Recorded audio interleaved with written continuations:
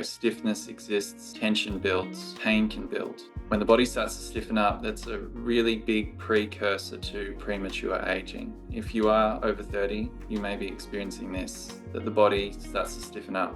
And when the body starts to stiffen up, that's a really big precursor to premature aging. We can reverse that. We can go through the process of aging more gracefully. And that's what today's video is all about.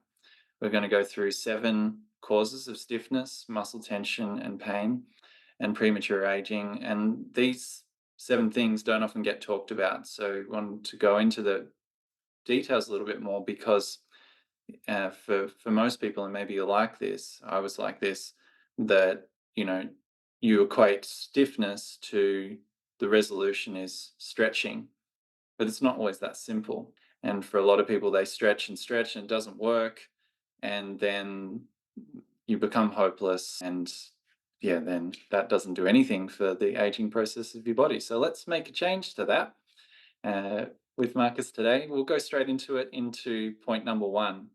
The cause of stiffness is the first that most don't consider is nervous system dysregulation. Do you want to lead off on that, Marcus? Yeah. The first thing is what people not aware of, that their thoughts and emotions are really causing a lot of stiffness in the body. And this was also one big realization in on my own journey to really see this impact just on the deeper thoughts. This is right, this is wrong. I'm not allowed to do this. I must do this. I should do that. Just get stuck in the head can really stiffen up the body because all those thoughts will trigger emotions and the emotions will change the biochemistry, and this will just lead over time to this heightened up or this tension which is not able to release. Yeah, it's I often notice that nervous system dysregulation, it starts with a compartmentalizing of us being in our head and like analyzing life through that lens. And the pathway forward to regulation is through actually coming back and experiencing the body, because it's really intelligent and it can regulate itself, but it can't when we're not connected to it, because then we just create an alternate sort of reality that's not of this physical reality. And so yeah, that's why it's important to first step. If you want to feel less stiff in your body, more at ease, and age more gracefully, start the process of connecting back with your body. So Yeah. the next area is a lack of movement, and Yeah. this is Yeah, really this is common. quite very common. This is very common to just say, oh, you have to do 10,000 steps a day. Yeah, And just all those pragmatic point of views. You just have to do a physical workout 3 days per week. And yeah, there is some truth in it. But the bigger picture is just diving into the body and seeing which parts are not moving the whole day, and then often it comes back first to the spine. And if you are doing 10,000 steps, so you go into the gym, there is no spine movement at all. You just stiffen up even more. yeah, And from this point of view, you just have to be careful and mindful to see, okay, which parts of my body are not moving the whole day, and just start with this first, and 5 minutes can be the deal. That's it. yeah, yeah. So it's not just always, like, while doing any movement is wonderful, it's not just as simple as like get out and move. It's more so we want to practice like connecting with the whole body and establishing movement there, because you may have had injuries, and you may be disconnected from different areas of your body. You may not feel Yeah. comfortable in different areas, and like just going for a walk isn't, you're going to bring those dysfunctions to that activity. And so it's like either we're sedentary, which is one symptom of lack of movement, where you're not moving at all, or you are active but you're not moving your body as a whole. So there's a series of blockages of like the water's flowing through the system, through the plumbing network, but it hits a series of kinks in the hose, so that can then just build up more pressure in different areas. Yeah. So Or yeah, you are over-identified with a sport or something like that. yes, yeah, where you've got ingrained movement patterns that you've built Yeah. up. I know for me, volleyball was a big part, and like I did that motion so many times in a way that was not really fully stable, and so my shoulder was, while it was active, it was unstable, and so I needed to start to reestablish stable range of movement. Yeah. So Yeah. we'll keep moving on to the next part. We could, of course, go deeply into each of these points, but the next point is too much intensity. We're pushing the body beyond its capacity. And this can often happen if you are feeling like you're not fit, like you are tight, or you're feeling weak, and you really want to become flexible and get fit again and build your strength. There can be a strong attachment to the future, which then Yes. pushing the body. And I know that you've experienced this firsthand, like I have, Marcus. Yeah. Yeah, this is a kind of a funny game. And there was a group class I did last week where I framed it in a way like, okay, if you go into stretch, for example, and you feel like the body is telling you, okay, this is enough for this moment, and you feel this resistance in your head trying to push through, then in a way you can just look at it, you're emotional reacting to what's actually happening. So in this case, you're just pushing because your emotions are triggered and you don't want to see the reality how it is in this moment. Mm, And this is just lead to this is not enough. I should do this, and to be fit, I have to do that, and all that stuff, and ignoring the body where it is right now. yeah, yeah. And it's like you see this as a common thing with things, like high intensity physical training programs and challenges or body transformation, where like we have such strong intensity for a short window of Yeah. time, and while yeah the body can change significantly, like it's easy to get fit. The challenge here is that it's hard to stay fit. And Yeah. so what we're looking to do is, what can we do in each practice, each session, to make it a sustainable process? And often by just dropping that intensity down, or just having periods where it just peaks periodically, that then we're not like exhausting the body so much, and also the mind, of like we don't keep having to mentally push ourselves to want to do physical activity because we Yes. associate it with all that pain. And while there's nothing wrong with pain, it can sort of demotivate a lot of people. And so we're kind of coming on the other side of going, oh, actually, like improving the way the body feels and moves, and like even if you want to look better and all that sort of stuff, like it can be a joyful process. And Yeah. yeah, so we're connecting with that in the present, with that backbone of acceptance, like you were saying, Marcus, of where we're at, and not trying to force ourselves to be in the future too far. Yeah. And one thing which supported me was just the point of view balancing out my will. Because if you're using so much will to produce success, then we just have to be aware of if I came to a point in my life where I'm not able to produce this will, this intensity, this energy, my body or whatever I've built will fall back into its natural existence. So Mm, it's just like the game between willing and natural development in a way. yeah. So the next point we'll talk on is stress. This could be linked with nervous system dysregulation, but like if there is a buildup of stress in the body, like if we're looking to change the body or develop the body physically, it is a stressor.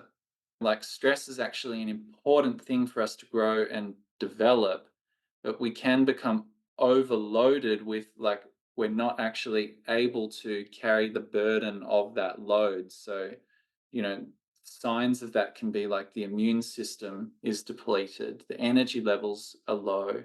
It's like there's too much, the body is filled with too much.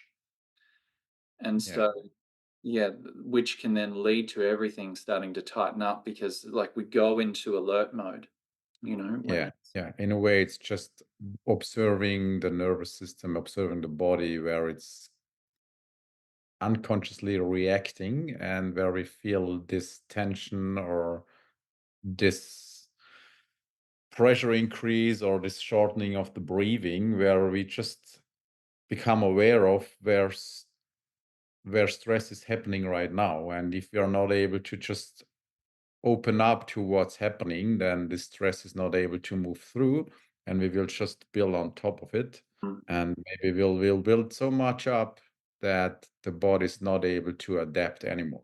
yeah, yeah. So in Yeah. cases like this, it's the practice that we look at is really more a process of subtraction than addition. Rather than trying to do things to get certain outcomes, we need to come to the present with what is happening in the body, let that natural process of release happen, and that can happen in different ways for different people. But essentially like to come back to a point where there is more space where we can have more capacity to start to then expand. So it's like coming back to those foundations from which your vitality is built upon, so then we can build a stronger structure upon it. Yeah, definitely. So the next point is incomplete rehabilitation, especially after injury, which can lead to movement avoidance. I know, like I was saying before, well, I've got a scar on my foot here, and I cut that down to the bone. And when I did that, the memory was there in my body of like that traumatic experience of seeing your own skeleton, which is a bit gruesome. But every time then I went to bear weight on that, even after it was fully healed, there was a reaction, a memory of that trauma. So, and I see this, not in this exact case, but it's a similar thing that happens where we have injuries and that sort of stuff. We then don't fully go back into re-establishing full range of movement in that area, and then we start to create different ways of moving around it, which then keeps sort of pulling the body out of alignment. And then you might start to do something on your ankle, and then you start to feel stiff in your shoulder, and you stretch the heck out of your shoulder, but you didn't realize that it actually rippled and the dominoes kept coming up to affect another area. Yeah. We can also just, yeah, that's exactly what I observe.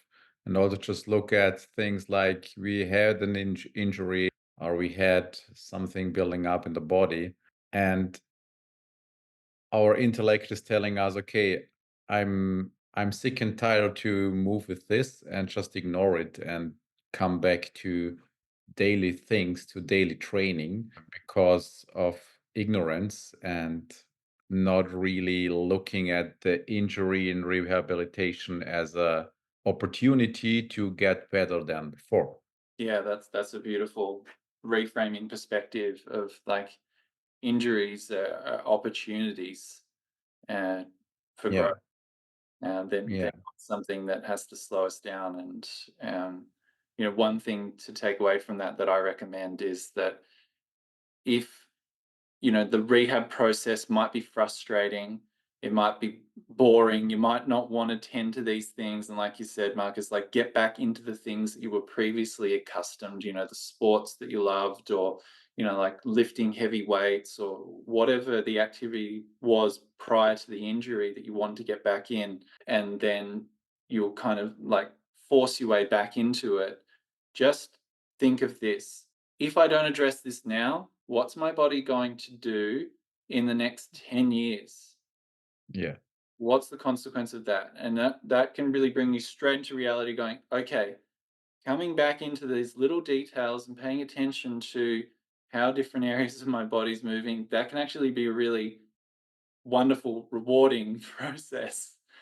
If you Yeah. think about that, if you really think about the context of, I want to age more gracefully, and not a lot of people think this way until you're face to face with the It, stiffness built up so much that it's led to so many other discomforts.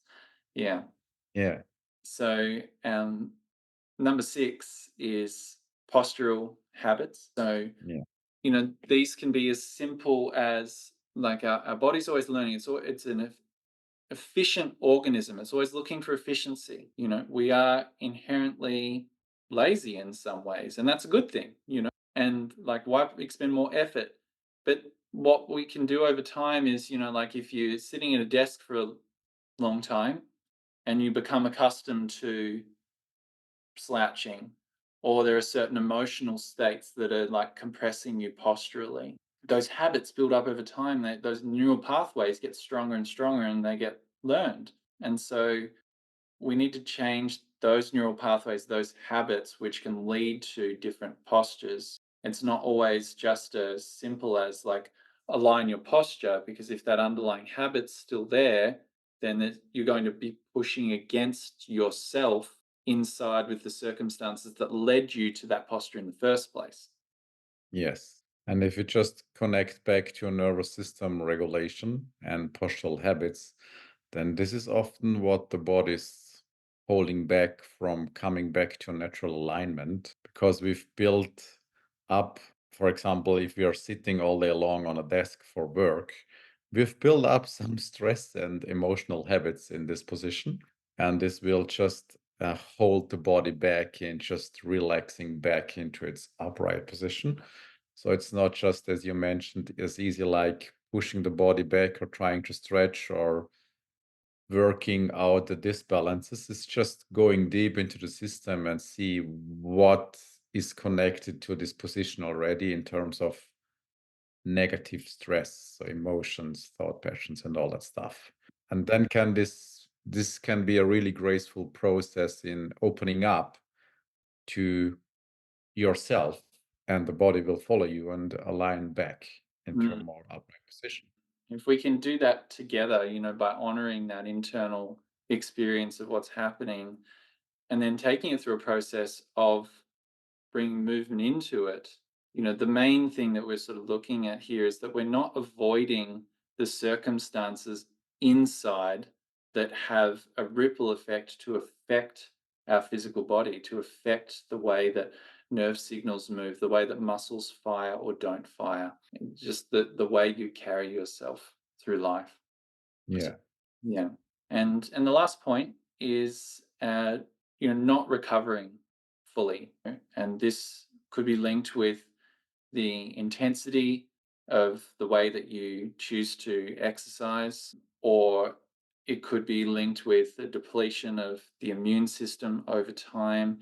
It could be linked with the buildup of stress in the system. But, like, we generally want to stimulate the body, and then it goes through a process of recovery, and then as it comes back up we stimulate it again, and then over time we kind of build up our capacity. But for a lot of people, it's like stimulate, don't fully recover, stimulate again, don't fully recover. And you can do that in your, like, 20s and sometimes even 30s, but after that, our life force gradually declines. And if we put so much stress on the system, we're not bringing stuff back in, then the vitality drops down, and then stiffness can happen as a result. Yeah. Often it's just one thing if we are deep into sports or performance also in our daily life or in our job, it's just often led by over attachment to outcome.